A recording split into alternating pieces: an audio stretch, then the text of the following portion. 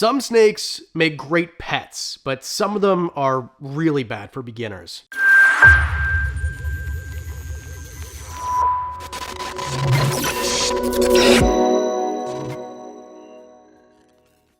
This list is for most keepers. I don't think there's anything that is a perfect beginner snake if you don't actually want that snake. If you're somebody who is dead set on getting a Burmese python and you're going to get a baby and you know how to set it up and care for it correctly and you have somebody to help you out once it gets 10 plus feet, okay, go for it. But for most people, 99% of people, Burmese pythons are a terrible pet snake. In this list, I'm going to talk about snakes that I've either never talked about before or ones that aren't super obvious. So no emerald tree boas or chondros or retics on this list. And for every bad snake, I'm going to give you a better option. Let's start with number 5. I got a handcuff here. Drymarchon. So this is things like Crebos and indigo snakes. Now these could be good pets, but here's the deal. First of all, they're really expensive. And in general, when a first-time keeper buys a new animal, they spend money either on a setup or the animal. So if you buy a cheaper animal, like say a crested gecko or a leopard gecko,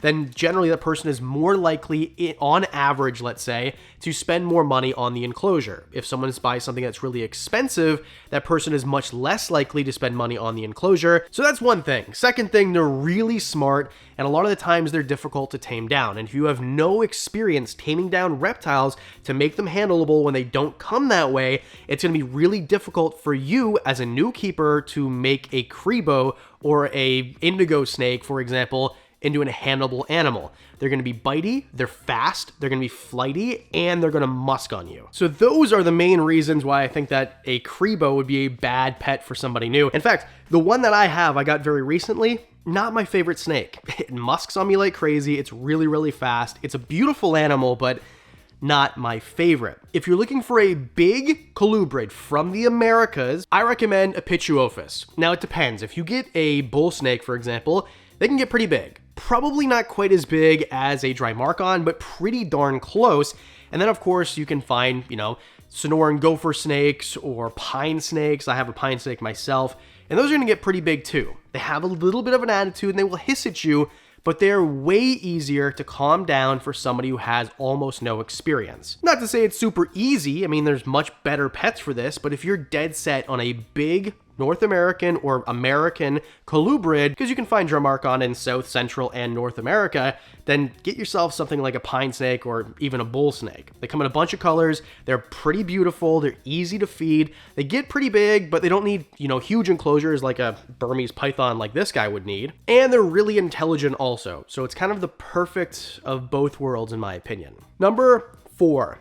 BCIs. So by BCIs, I mean boas. So boa constrictors and boa imperator. So basically Central American and South American boas. The reason is just simply they're big. I mean, they're too big for most first-time keepers or new keepers because they're going to get 10 plus feet a lot of the time. Some males might top out or 6, 7 feet, 8 feet. I've personally never seen a true, BI or BC top out that little, but it's been known to happen. What's more likely is you're going to get a 10 plus foot animal, 8 to 10 feet, maybe even bigger if you get a South American boa. I mean, they're fantastic and they come in morphs and they're red and, they're generally pretty hospitable to handle and they eat their food. Boas eat like boas, that old adage, but in general, not great for beginners. Instead, what I'd recommend if you really do want a boa, I'm going to give this one 2.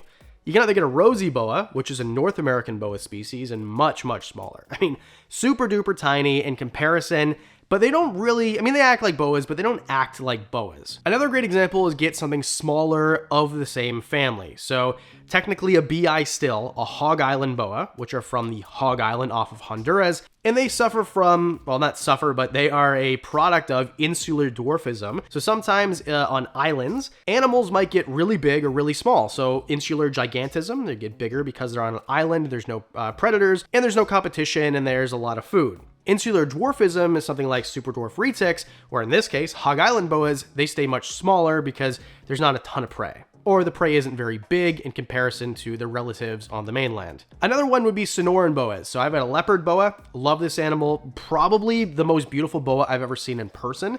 I'm just so lucky to have this animal, even though as they get older, they'll kind of drab out. They're both not that expensive to get. I used to have a Hog Island boa.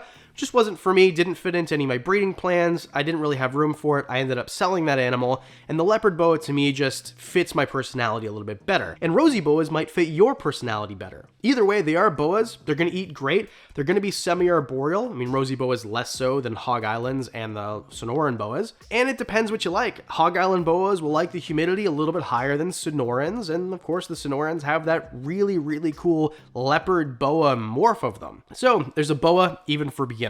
So just think about it, buy a snake that you can actually handle, because buying animals that you can't actually handle becomes a bad habit. And if you're looking to stop your other bad habits, you can with today's sponsor, Fume. Fume is an award-winning flavored air device. No batteries, no smoke, no vapor, and the flavors are absolutely delicious. So if you need that hand-to-mouth fixation, but you don't want it to feel like it's bad for you, to feel dirty, Fume is exactly what you're looking for. And some of their newer flavors, like my favorite, maple pepper, are absolutely incredible. It's a couple different colors you can get to. No matter what you do, they're gonna be beautifully balanced. Hear that? It's like a fidget spinner. You can change how much air is coming through. And whether you want one that looks like this or one that looks like this, they just look really, really cool. Plus, I'm a big fan of anything that doesn't need batteries or a charge, because I forget my charger all the time. Fume has already helped over 300,000 people build better habits, and you can be the next one. So head on over to tryfume.com/Wickens, and if you use code Wickens at checkout, you'll get a free topper when you get the Journey Pack today. You can chew on it, it's reusable, it makes it a little bit better in my opinion, and it's free when you use code Wickens. Go to tryfume.com/Wickens. Sticking on the theme of boa, number 3, Amazon tree boas. Now, Amazon tree boas seem kind of obvious, but you'd be surprised how many people either don't agree with this, my opinion on this, or don't even know what they are. Now, Amazon tree boas, I think I've given a little bit of a bad rap to, and they're probably not always as bitey as I make them seem or have in past videos, but we're all learning, right? That's the whole adage of this channel. Let's discover reptiles together. In general, on average, Amazon tree boas are going to be pretty defensive. Even if they're not defensive, they're going to be fragile because they're really skinny. Now, of course, they do get sometimes bigger, but when you get them, it's probably not going to be as an adult. It's probably going to be when they're little, and they're going to have a very fragile spine. I'm talking super fragile. So for new keepers who maybe don't know how to manipulate a defensive snake, this is a recipe for disaster. You might hurt this animal, and if nothing else, you're probably going to get bitten, which is a big deterrent for newer keepers. But if you want something that's semi-arboreal and a little bit more rare, I would recommend a cat-eye snake, more specifically a Madagascan cat-eye snake, because some cat-eye snakes, I mean, all of them are rear fang venomous, some of them will have a more potent bite than others.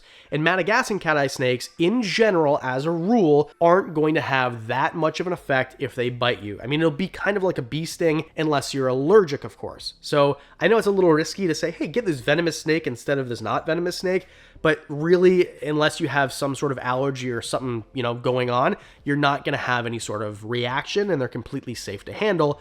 I don't handle venomous snakes. I'm pretty risk adverse when it comes to handling animals that might bite me in general. So for me to handle these things, I think you're pretty safe. They're semi-arboreal, they are thinner, but they're not going to be as fragile as an Amazon tree boa, and they come in a couple different phases. So if you want one that looks like this, kind of gray and normal, or a gold phase one. They have big eyes, they do eat really well on rodents, and it's going to be smaller rodents like mice, so it's not going to be that unaffordable. In fact, it'll be very affordable in order for you to do. Also, do you like this new set, by the way? I have a sitting room now, it's the same room.